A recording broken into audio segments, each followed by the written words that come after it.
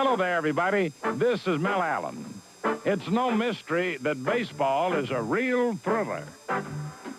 Exhibit A. Cincinnati's chief inspector detects a season of suspense. And who knows, there might even be an ending with a twist. Here's a clue. Witnesses to an Oakland uprising find their missing weapons. And the facts are that the A's have a strong motive to surprise everybody. Major League whodunit. Players in ballparks everywhere might be looking for alibis after the baffling ball sends them on a wild goose chase. St. Louis was the scene of the crime as a prime suspect made tracks to lead the Cardinals on a caper. So stay tuned as we solve each case for y'all, right here on This Week in Baseball.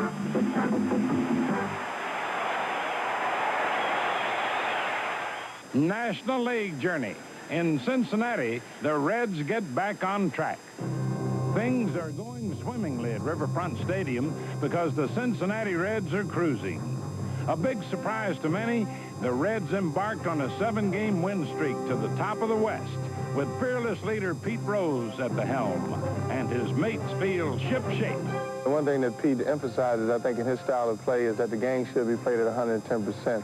And, just his enthusiasm and love for the game has filtered down through this ball club. The way he plays ball is the way he expects all his players to play, and I think that everybody knows that.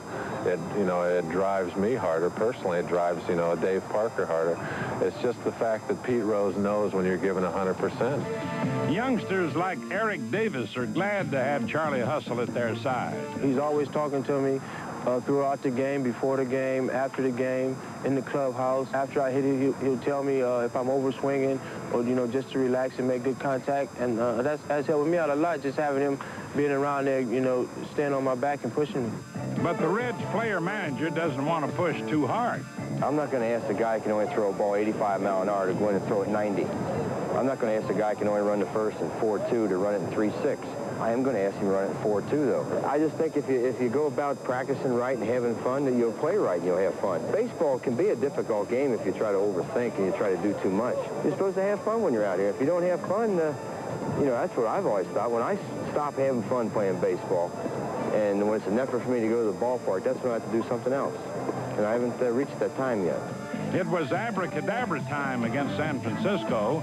The Reds took the first 2 games, and Mario Soto was magical in Game 3 with 11 strikeouts. But the score was tied in the bottom of the 9th, so Mario pitched in at the plate. With a runner on second, he laid down a bunt, and the Giants took care of the rest. The result, Reds win 2-1. The series finale saw some foul play at home plate. In the 3rd inning, Eric Davis was on third, and on the windup, he broke for the plate. An apparent steal of home to give the Reds a 1-0 lead, but appearances are deceiving. Giant catcher Bob Brenly illegally stepped in front of the plate before the pitch got there, and that's interference, not a stolen base. Either way, the run counts. Rookie Tom Browning didn't need any trickery to extend his scoreless streak to 13 innings and pick up win number 2. In the 9th, Rose called on Ted Power, who put the finishing touches on the shutout, handing the Giants loss number 6 in a row, as well as the 16th in their last 18 games at Riverfront. Man alive, that old Reds menace just might revive in '85. Next stop, St. Louis, where the Cardinals soared over Pittsburgh. Every picture tells a story, and St. Louis painted the Pirates blue with a 3-game sweep, thanks in part to strong-arm tactics from the likes of Joaquin Andujar. And with a little help from his friends, Andujar made sure that the Bucks stopped here, and there, and everywhere. Bob Forsch missed most of '84 with an injury, but against Pittsburgh, he won his 2nd game of the year. Neil Allen started the season on the skids, but looked smooth against the Bucks as he picked up saves in 2 straight 1-run games. If pitching wasn't enough to put a real damper on Pirates' spirits, then hitting was. Second baseman Tommy Herr stayed on the upswing with 4 hits, including 2 doubles, collecting 4 RBIs also in the 3-game series. Lonnie Smith started the season slowly, but then got down to business and blistered Buck pitching with 5 hits. 2 stolen bases were in there, and 3 runs were scored. Smith wasn't the only Cardinal making tracks. Rookie Vince Coleman was also on the run, and he got his chances by going 4 for 5 in one game and 2 for 3 in another.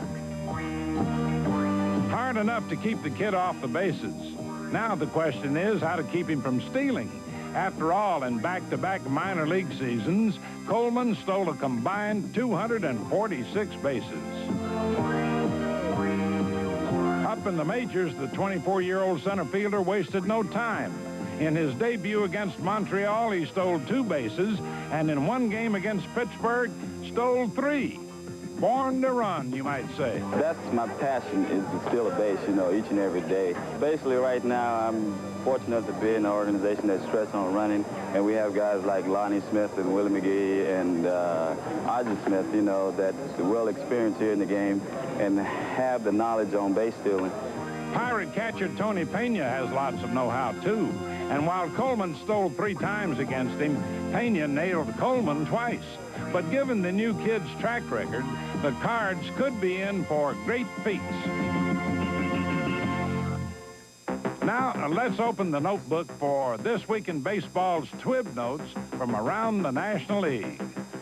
The Phillies' Juan Samuel became only the 5th second baseman ever to have 12 assists in one game. Just 1 week after Atlanta's Glenn Hubbard also tied the mark.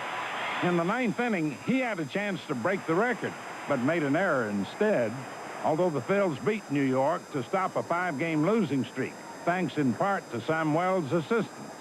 Dodger Fernando Valenzuela tossed his 2nd straight shutout for a streak of 33 innings without allowing an earned run. His record is 2-2, but his ERA a perfect 0.00, because all the runs against him were unearned.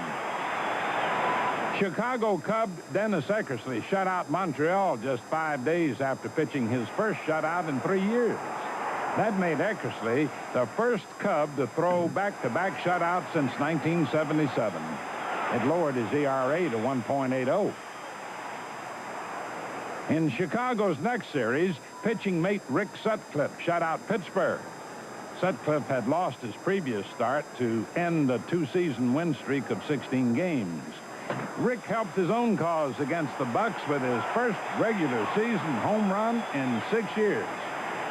Ryan Sandberg, a more legitimate power broker, ended his 1985 RBI drought with his first home run, helping the Cubs keep pace at the top of the East.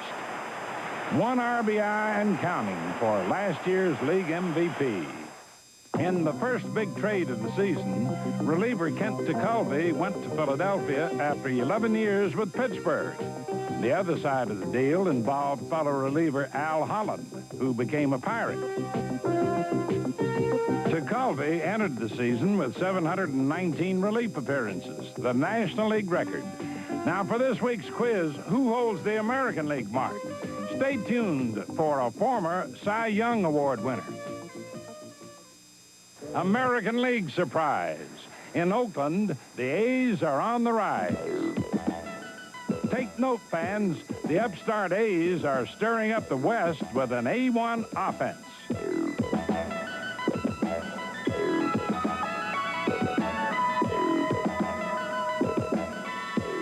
Oakland's booming bats include Bruce Bochy, hitting better than .360, and a big reason the A's won 9 of 12 to take over first place. Another sizzling stick belongs to shortstop Alfredo Griffin. He was expected to come through in the field, but no one figured on the .350-plus average from the number 9 hitter. Same with number 7 hitter Mike Davis, a veritable house of fire since the season began. A league-leading 19 RBIs plus 6 homers and a .340 batting average. No wonder Oakland has been A-OK, even with suspect pitching. I know that this time of year all managers are optimistic about their ball club, and I see that a few people have picked us to win our division, and a lot of people have picked us to finish last. I know there's a question mark with my pitching staff. I know that if we get any type of consistency from our pitching staff, that I feel that we can really compete for our division. The A's are counting on 40-year-old Don Sutton, who figures to be a big help to an otherwise young staff. One of the big thrills when you get to be a veteran player is hopefully getting a chance to have somebody come up and ask you how you do something or what do you think they ought to do. I know that when I came to the big leagues, if it hadn't been for Koufax and Drysdale, I probably wouldn't have learned as much as quickly. And one of the thrills with the Dodgers was being there when Sutcliffe and Howe and Welch came along. And I think in looking around here and seeing these guys, I see the same kind of potential. If I can be a part of that, then it's worthwhile. Chris Cotterola is one youngster with plenty of potential. He recently beat Minnesota for his second win, getting relief help from Jay Howell, Oakland's new bullpen stopper. With 6 saves already, Howell's a scream in Oakland, and the A's are making noise. On to Milwaukee, where the Texas Rangers were set to settle a score. After breezing to a sweep last week in Texas, Milwaukee found the shoe on the other foot when the Rangers came to town. Toby Harrah got the Rangers rolling with a game winner in the series opener. Toby spent last year with the New York Yankees, but he's thrilled to be back in the Ranger saddle. I've been wishing all winter for the trade back to Texas. I've been hoping and dreaming about it, and you know how trades come and go. You never know right until a trade is made, and it's the greatest thing to happen in my career. Dave Rozema's career also appears on the rise. He gave up just 4 hits and 1 run over 7 innings to pick up his first win of the year. The Ranger party continued with a win in Game 2. And in the finale, Don Slott kept up the festivities with 3 hits, including his first homer as a Ranger. Designated hitter Cliff Johnson also flexed some muscle. That was in Game 3 when he hammered his 3rd homer. Buddy Bell chimed in as well, driving home 2 runs, including the game winner. Another troublesome Texan was Mike Mason, who brought the Brewer assault to a halt with his 2nd win of the season. Dave Stewart came on to secure his 2nd save with smoke to spare. Altogether, Texas held the Brewers to just 4 runs and left town slap happy after a 3-game sweep. Now, let's review this week in baseball's TWIB notes from around the American League. Willie Hernandez holding a bat? Strange indeed. But after Detroit's designated hitter played in the field, the super relief ace batted in the 11th inning against Kansas City's super relief ace, Dan Quisenberry. Hernandez got a taste of his own medicine, and the Royals went on to win 3-2.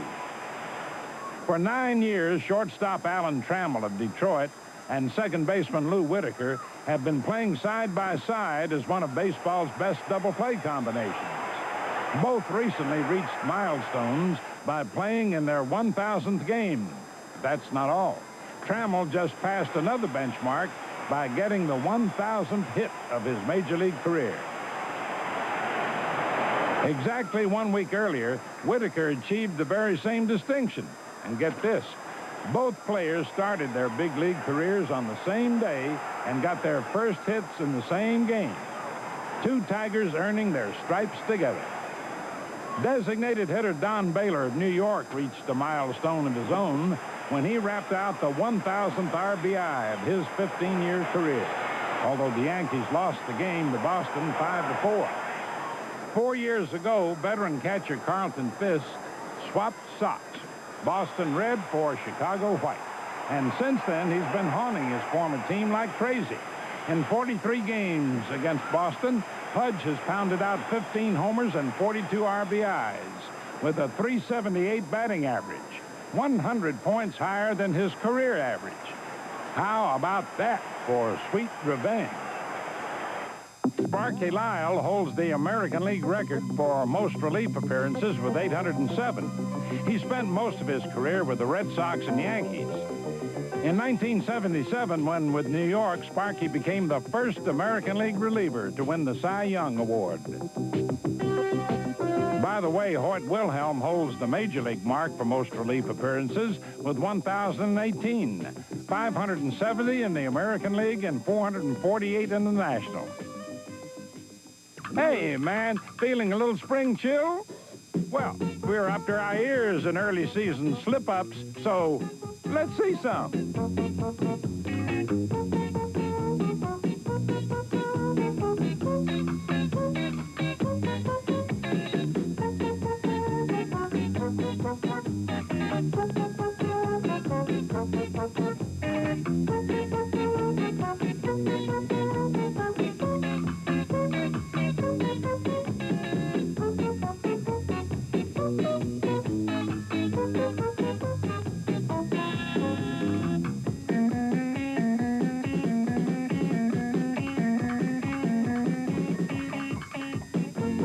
Stay cool, man, and come in from the cold, because things are bound to warm up before long. See what I mean? Here's some hot stuff to heat up the action.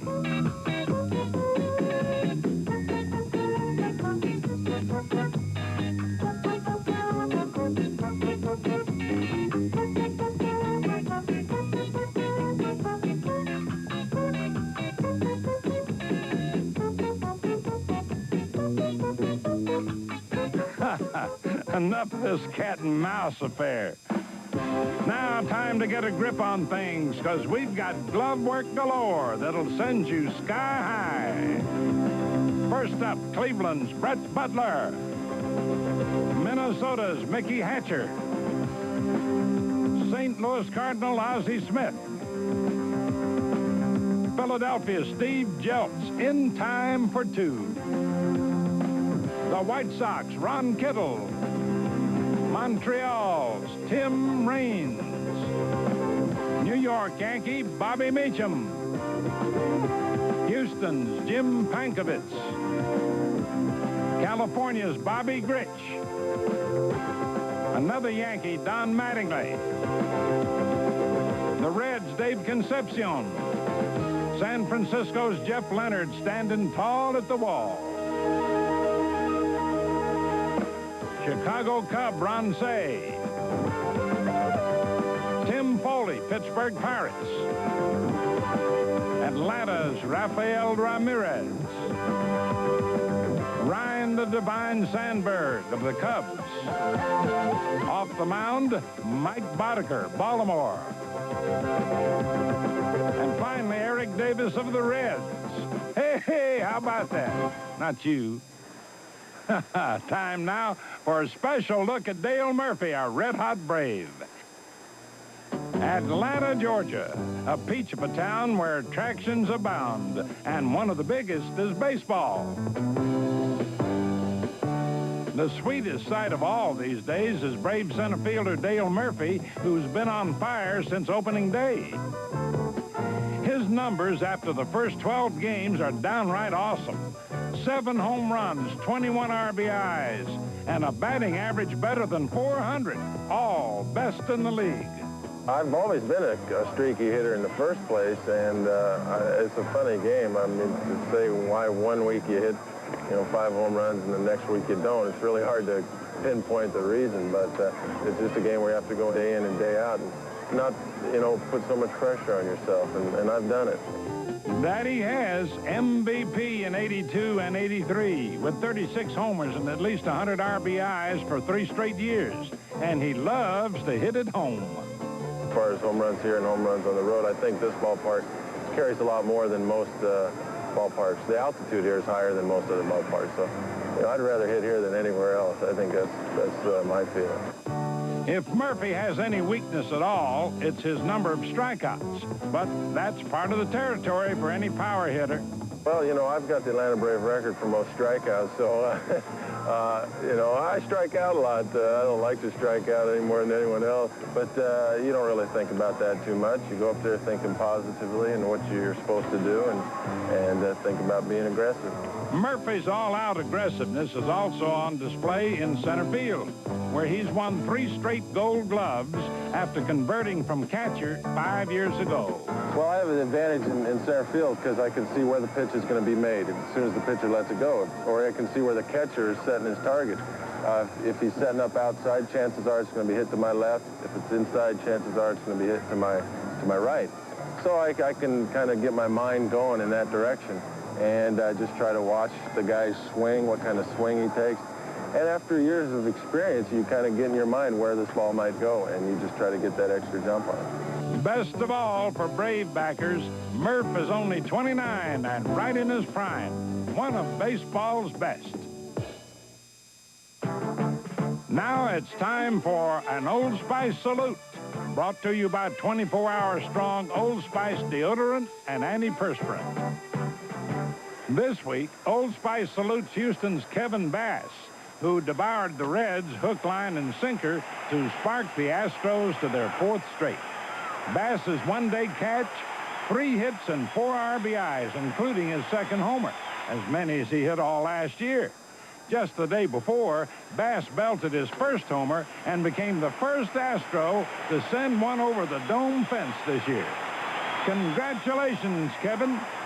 And folks, that's all for now, but hope to see you next week on This Week in Baseball.